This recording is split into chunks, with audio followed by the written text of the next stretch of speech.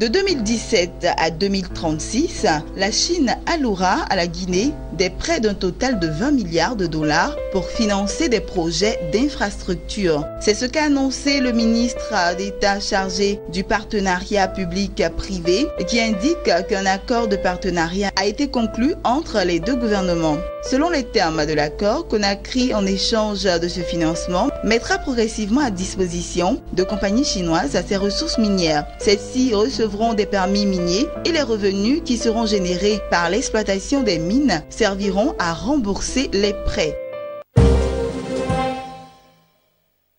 Les banques commerciales opérant au Kenya projettent d'allouer plus de ressources au suivi et au recouvrement des prêts qu'elles accordent à leur clientèle, selon un récent rapport de la Banque centrale du pays. Dans le même contexte, il pourrait être fait recours à des tierces parties pour mener cette opération. Dans l'ensemble, le secteur bancaire kényan s'attend à une hausse de l'encours des créances douteuses au troisième trimestre en raison de la baisse des performances macroéconomiques, de l'incertitude politique et d'un climat défavorable. Au mois de juin, ces créances douteuses ont augmenté de 0,5%, atteignant 9,9% du total des prêts accordés.